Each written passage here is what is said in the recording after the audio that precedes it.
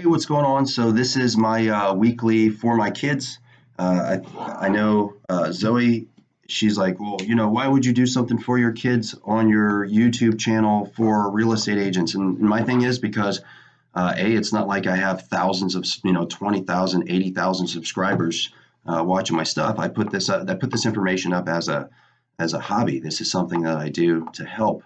And this is my channel. It has my name on it, so I can create what I want. Um, and it's really not for anybody else. This is for my kids. I think it's going to be kind of cool one day when I don't know, 50, 60, 70, who knows, maybe 80. If I created this every week, uh, my kids will be able to like watch me change and actually have little Easter eggs throughout all of, they could watch hundreds and thousands of videos of their dad talking about stuff, but also, stuff that I put on there just for them to let them know that outside of me creating stuff for real estate agents and giving my energy to all of these people in the world, I also took time to create something just for them. And that's important to me because I like being a dad a lot. It's very important. So today for just for my kids, um, I think what I want to talk about is, the challenges and the struggles. I actually did a agent video about this, and I think we all have challenges and struggles. I was hanging out with a buddy of mine yesterday, and he has three sons, each of them in different phases of their development. He has an older son who's 27, who ended up in the army. Calls his dad, and because his father was in the military as well, and they communicate and they're connected, and he's always asking his dad questions, and so it's a way for them to bond. He has a middle son who is, a young teenager and raising hell and being a real prick of a kid. I was a real prick of a teenager to my dad. Your pop, and he told me on occasion. And I think that happens for different reasons. I don't know. It just sort of sorts out. And, me and Pop through the years have gotten pretty tight. But, it was rough. It was rough. I think once I turned 14, it was rough between us. And then he has his youngest kid who's really on the path, as well. So I don't know how y'all are going to end up. I think all I can do is try to give you the best advice I can give you. Try to be a strong parent. And I think I talked to my dad the other day, and he said, his view was his job isn't to be a friend. His job isn't to, bend. His job is to ensure that I turn out to be a productive member of this society with love. And if at the end of all of that, of him doing his job, as long as I became a productive member of this society, he did his job, even if we didn't completely connect or get along, which is tough for me when I hear that, because I have such a deep, which my father had for me. My father, and I guess that's the difference. Now that I'm a father, I can understand and relate. Like, I have such a deep love for y'all. I mean, it is deep.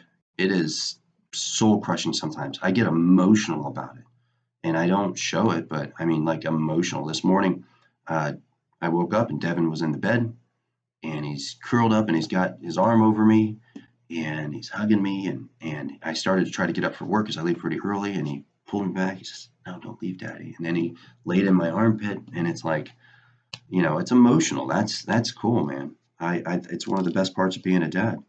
But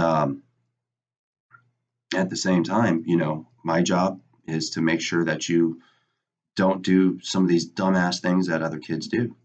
Whether it's, people going to school, like right now, it's what is it, 2018, and it's 2018, and we're having school shootings, mass shootings in school. That's It's crazy to me. And I mean, I'm not blaming the parent. I don't know the situation. I'm just saying, at least for me with my children, I feel responsible to ensure that you don't do that dumbass stuff. I feel responsible to ensure that it's not acceptable for you to rape a woman. I feel responsible to ensure it's not okay for you to just walk up and start beating on somebody. I feel responsible to know that you're not going to go out there and be a racist or a chauvinist pig and disrespect women. That's my responsibility to impress on to you from a young age that this is how you respect people, and this is how you handle yourself. I'm also responsible to ensure that you know where the line is. So if somebody does come at you, you can protect yourself. I feel responsible that if you need to make a decision, that you're going to do the best, make the best decision based off of your foundation, which is good foundation, to understand, like, which I did, whether you guys will realize or not. There was this one time, this little kid was messing and bullying Mattis. Mattis was like 2 years old, and Devin's just watching it happen. Mattis is crying after I stepped in once or twice, and I'm watching it, and you're just like letting it happen to your baby brother, and then the parents over there. So I step in. I didn't yell at that child. That's not my child.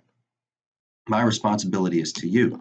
So and I deal with the people that are responsible to that child, not the child. It's not the child's fault. The child's just it's a reflection.